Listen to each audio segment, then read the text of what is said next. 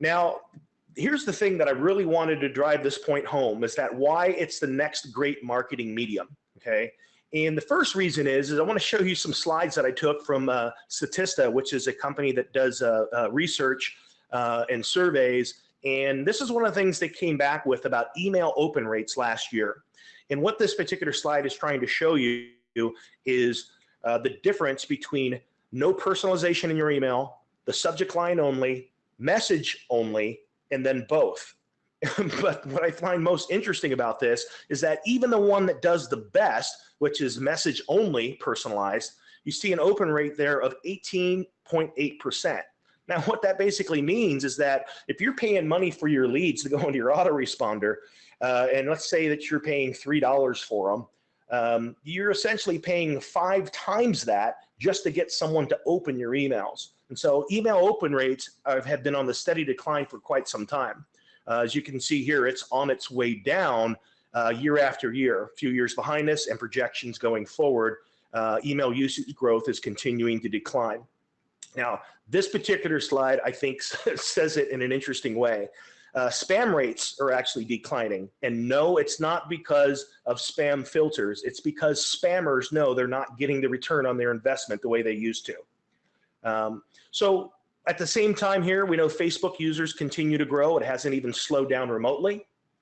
We can see here that Facebook is making more money per user. And the reason for this is that there are also more advertisers. There's more products being sold through Facebook. And there are now over 5 million advertisers on Facebook. This is up from just a couple of million just a year or two ago. So this means a couple of things that are a little disheartening. And one of them is that ad spend, your cost for an ad is going to continue to go up. In the past quarter alone, ad cost across the board went up 14%. And reach is going down. Well, why is that? Because more advertisers, so it's a bidding platform, and so cost is going to go up, but reach, there's only so many ads that can be served up. And the more ads that there are, you know, the reach is going to drop from there. Now, here's the important thing to remember, though. You're learning things now, especially through MLSP, that are going to make your marketing more effective. And so everyone is going to have the same challenge with cost and reach, but you're going to be able to maximize your marketing by some of the things you're learning, especially what you're going to learn tonight. Just one or two more of these slides. I geek out on these, but I know not everyone does. Facebook Messenger users continue to grow. You can see the projection through 2020, another 40% in growth. And this last one here is kind of interesting because what it's telling you is that of the people who use Facebook Messenger, this is the percentage that has purchased a product on their mobile device within the last month of the third quarter of last year. Average across the board is half of them, 55%. And even the smallest demographic, over 55 to 64, still a third of them are now purchasing on a monthly basis through their phone, at least the ones that use Messenger. So Messenger in and of itself is becoming a dominant platform, not compared to anything else. It's out there leaps and bounds ahead of everything else.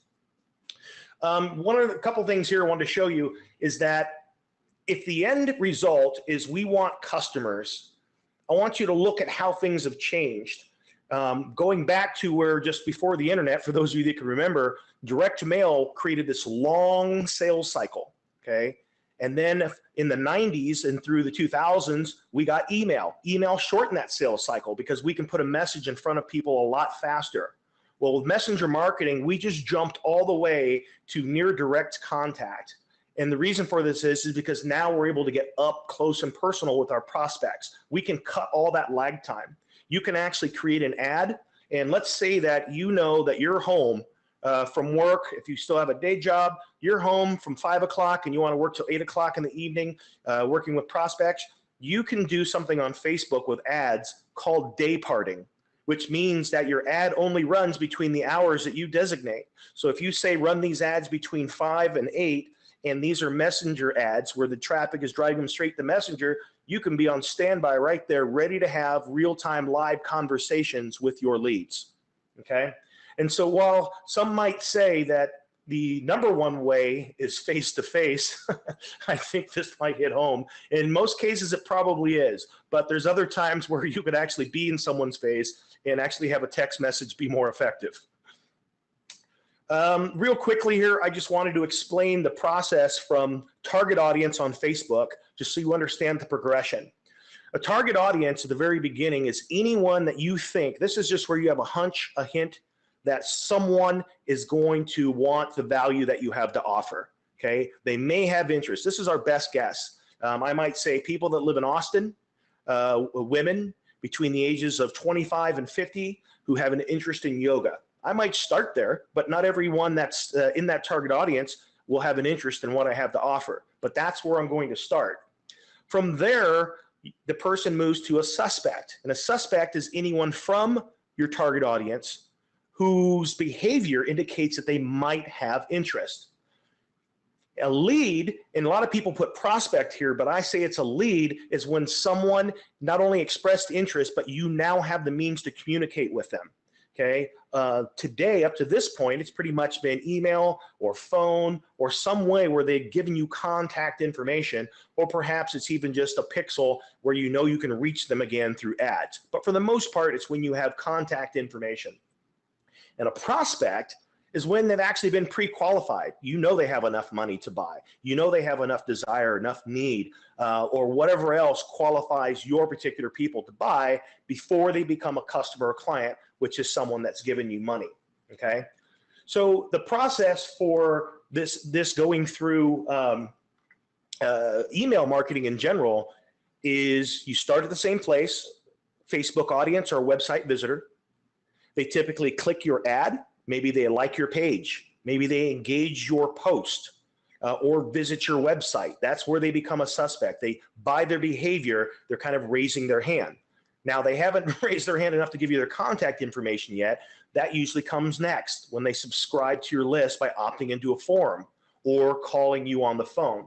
And at that point, now you get to have a conversation with them, answer any questions that they have, and now this group of people is voted most likely to buy what you have to offer. Now, we're almost done and I'm about to jump into some live stuff, but I wanted to show you where messenger marketing shortcuts this process. Again, you start at the beginning here, Facebook audience or website visitor, whatever your target audience is, these are the people you think may have interest. From there, they still might click an ad, could be a messenger ad. They might click a website widget, and you're going to see those. That's just a thing that pops up on your screen or drops down or slides in. It's an overlay widget that is going to be something they can click to connect with you on Messenger. They could potentially scan a code from your page. You've seen those. It's got the profile image of your page surrounded by the dots and slashes in a circle around your image. A person scans that. That's one way for them to connect to Messenger. And as I mentioned earlier, leaving a Facebook comment or clicking on a Messenger referral URL. This is where things change, okay? So instead of you having to go to that lead process and creating an entire another step, you've eliminated all of those steps. Because with Facebook Messenger marketing, the moment that that suspect takes any of those actions, they have instantly become a lead because they're now connected with you through Messenger. It just cut out those other processes. Now, of course, you still have the ability to connect with them live or through automation. You could ask them some qualifying questions. You could automate the process of showing them a video so that by the time that you chat with them live, you have an idea of what type of lead they are. And now with Messenger functionality, you can do all of this.